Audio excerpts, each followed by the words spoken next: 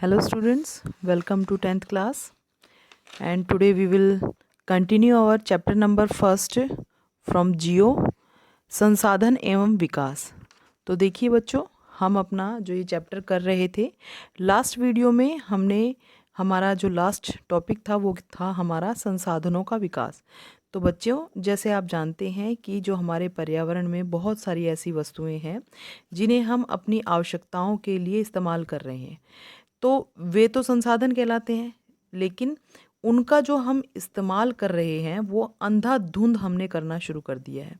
तो इससे जो है बहुत ज़्यादा समस्याएं उत्पन्न हो गई हैं और इन समस्याओं के विषय में आज हम चर्चा करेंगे। तो देखिए, वन बाय वन इसको कंटिन्यू करते हैं।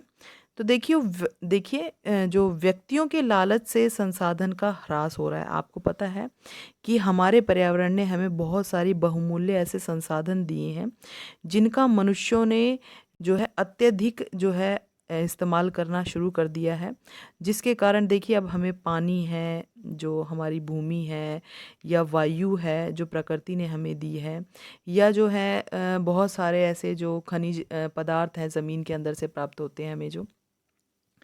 तो इन चीज़ों का हम इतनी ज़्यादा मात्रा में, जैसे अपने पेड़ पौधे लगा लीजिए आप, ये जो इतनी ज़्यादा मात्रा में हम इनका इस्तेमाल करने लगे हैं, जिससे जो है जो मतलब इम्बैलेंस सा आ गया है। तो ये जो संसाधनों का ह्रास हो रहा है, इससे जो है हमारे पर्यावरण भी जो है काफ़ी प्रभावित हो रहा है। दूसरा देखिए, संसाधन के प्राप्त होने से समाज में अंतर पैदा हो गया है। यानी कि जिन लोगों को जो संसाधन हैं, यानी रोज़मर्रा की जो आवश्यकताएं हैं, आसानी से जो संसाधन प्राप्त हो जाते हैं उन लोगों में, और उनके मुकाबले जिन लोगों को संसाधन प्राप्त नहीं होते हैं, जो है उसमें जो है सामाजिक अंतर मतलब आ गया है। समाज जो है दो भागों में बट गया है। देखिए, कुछ लोग जो है संसाधन प्राप्त करके जो है थोड़े अमीर हो जाते हैं, और जिनको संसाधन समय पर नहीं प्राप्त होते हैं वो थोड़े, उनकी जो आर्थिक स्थिति है थोड़ी जो है निम्नतर रहती है।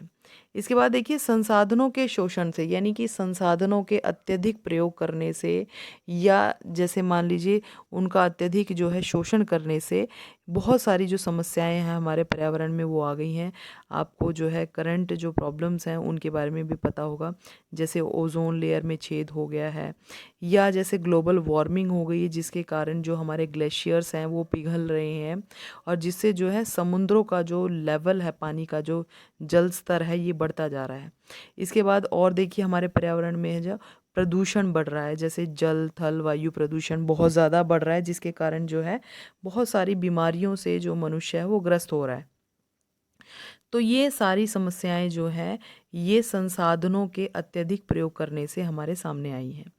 इसके बाद जो इसका सॉल्यूशन बताया गया वो बताया गया सतत पोषणीय विकास। हमारा जो नेक्स्ट टॉपिक है ये सतत पोषणीय विकास।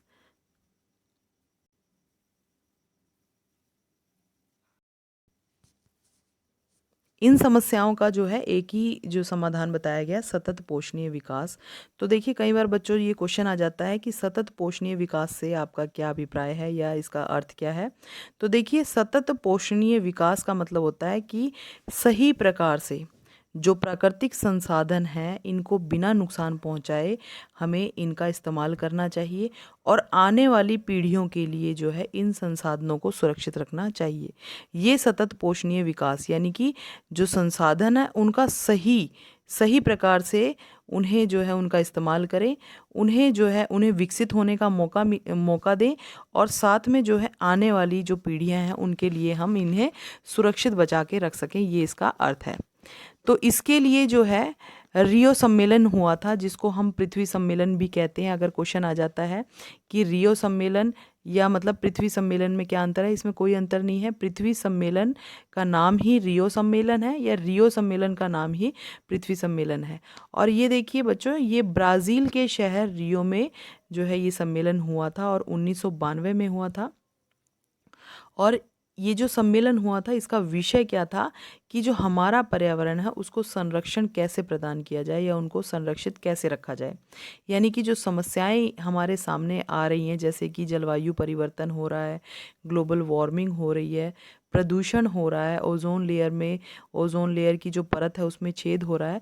तो इन सभी समस्याओं से हम कैसे निजात पा सकते हैं, किस तरह से हम अपने पर्यावरण को सुरक्षित रख सकते हैं, इसके लिए जो है एक एजेंडा 21 तैयार किया गया था।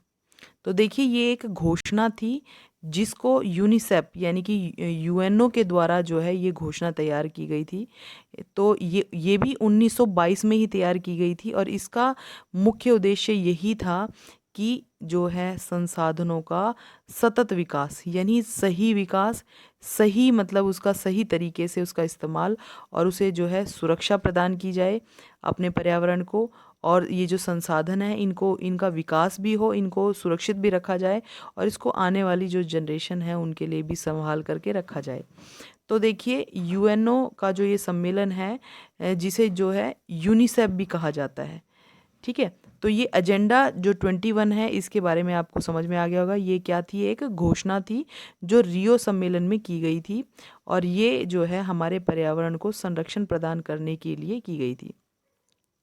इसके बाद देखिए बच्चों, हमारा जो नेक्स्ट पॉइंट है वो है संसाधनों का नियोजन। देखिए संसाधनों का जो है सही प्रकार से तभी इस्तेमाल हो सकता है जब उसको सही प्रकार से नियोजित किया जाए। किसी भी काम को करने के लिए जो प्लानिंग होती है वो मस्ट होती है। अगर आपके पास प्लानिंग अच्छी होगी तो आप जो है हमेशा सक्सेसफुल होंगे। तो देखिए इसी तरह से जो प्रकृति ने हमें संसाधन दिए हैं, उन संसाधनों को एक नियोजित ढंग से उसका अगर प्रयोग किया जाए तो ज़रूर मतलब वो सुरक्षित भी रहेगी और हमारे जो है सही प्रयोग में आएगी, और उसको जो है हम आने वाली जनरेशन के लिए भी बचा के रख सकते हैं। तो देखिए सबसे पहले हमें क्या करना होगा, संसाधनों की सही पहचान ज़रूरी है। यानी देखिए कुछ संसाधन ऐसे हैं जो नवीकरणीय हैं, यानी कि जो हम पुनः पुनः दोबारा दोबारा जिनको हम इस्तेमाल कर सकते हैं, और कुछ संसाधन ऐसे हैं जो अनवीकरणीय है, जैसे पेट्रोल है, कोयला है। ये जो है हम एक बार अगर धरती पर से ये समाप्त हो जाते हैं तो इनको बनने में दोबारा बहुत लंबा समय लग सकता है, जो कि एक मानव जीवन, एक क्या जैसे मान लीजिए बहुत सारे जो है, एक इंसान 60 साल, 70 साल, 100 साल लगा लीजिए जी लेगा, लेकिन इनको जो है दोबारा तैयार होने के लिए 1500 से 2000 साल लग जाएंगे। तो इन संसाधनों की हम पहचान करें कि जो अनवीनीकरणीय है, यानी कि जिनको दोबारा नहीं प्राप्त किया जा सकता, दोबारा नहीं बनाया जा सकता, उनका जो इस्तेमाल है वो सही प्रकार से किया जाए, या मतलब थोड़ा थोड़ा किया जाए। अब देखिए दूसरा पॉइंट है कि इनकी लिस्ट बना लेनी होगी हमें, मतलब लिस्ट बना लेनी चाहिए, मानचित्र बनाने चाहिए कि ये कहाँ कहाँ कितनी कितनी मात्रा में है। जहाँ पर समाप्त होने के कगार में है वहाँ पर जो है इनका इस्तेमाल हमें कम करना चाहिए, जितना ज़रूरी है उतना कर लेना चाहिए। इसके बाद थर्ड पॉइंट है संसाधन के विकास के लिए टेक्नोलॉजी होनी चाहिए, जिससे हम उसका सही प्रकार से, सही समय पर और सही मात्रा में जो है इस्तेमाल कर सकें। चौथा पॉइंट है हमारा, संसाधन विकास को राष्ट्रीय विकास से जोड़ना चाहिए। यानी कई लोग क्या करते हैं, अपने जो है अपने निजी स्वार्थ के लिए क्या करते हैं, संसाधनों का हद से ज़्यादा प्रयोग करते हैं। देखिए अपने निजी स्वार्थ को छोड़ करके हमें राष्ट्र विकास को जो है साथ लेना चाहिए, यानी कि हमें अपने राष्ट्र के विकास में ही अपना विकास समझना चाहिए। हमें निजी लाभ के लिए जो है कभी भी संसाधनों को का जो है दुरुपयोग नहीं करना चाहिए। उसके बाद नेक्स्ट फिफ्थ पॉइंट है हमारा, टेक्नोलॉजी की सहायता से देश अपने संसाधन का इस्तेमाल देश की तरक्की के लिए करे। यानी ऐसी ऐसी जो टेक्नोलॉजी हैं, देखिए विज्ञान और तकनीक, ऐसी जो प्रौद्योगिकी है उसका इस्तेमाल करके जो है लोगों की भलाई के लिए या राष्ट्र की भलाई के लिए इन संसाधनों का प्रयोग किया जाए। इससे क्या है, उपनिवेश को बढ़ावा नहीं मिलता। ये हमारा लास्ट पॉइंट है, उपनिवेश को बढ़ावा नहीं मिलता। यानी कि देखिए अगर मान लीजिए हम जो है हम जो तकनीकी में पारंगत होंगे, हमें अपने संसाधनों का इस्तेमाल करना आएगा, तो हम जैसे अंग्रेज़ों का हमारे देश पर शासन हो गया था, अंग्रेज़ जो थे ज़्यादा मतलब वहाँ पर एजुकेशन ज़्यादा थी, वहाँ पर टेक्नोलॉजी ज़्यादा थी, तो उन्होंने जो है उसका जो इस्तेमाल है हमारे देश में किया, क्योंकि हमारे देश के जो लोग थे अशिक्षित थे, ठीक है, उन्हें इतना ज्ञान नहीं था जो विज्ञान का तो उन्हें ज्ञान बिल्कुल नहीं था। तो इस वजह से हमें बहुत लंबे समय तक जो है गुलामी की ज़ंजीरों में जकड़े रहा गया, मतलब उन्होंने रखा हमें। तो ये हमारे लिए नुकसानदेही हुआ। तो हमें जो है टेक्नोलॉजी का ज्ञान होना चाहिए, जिससे हम अपने संसाधनों का सही प्रकार से इस्तेमाल करें। और देखिए हमारे इसके बाद लास्ट जो पॉइंट है वो है संसाधनों का संरक्षण। तो देखिए अंधाधुंध प्रयोग ना करें, हम अपने जो पर्यावरण की समस्याओं को दूर करने का प्रयास करें, क्योंकि अगर हमारा पर्यावरण सुरक्षित होगा तो हम भी सुरक्षित होंगे, जीवन संभव होगा, और जो सामाजिक अंतर है इससे वो भी कम होगा। हमारे जो संसाधन हैं उनको जो है सुरक्षा प्रदान होगी, और जो है वो सुरक्षित रहेंगे, संरक्षण प्रदान किया जाएगा। तो इससे जो है ये बहुत लंबे समय तक हमारे साथ रहेंगे। तो आज के लिए बस इतना ही टॉपिक। इससे जो नेक्स्ट जो टॉपिक है बेटा वो हम अपनी नेक्स्ट वीडियो में करेंगे। Thank you, have a nice day.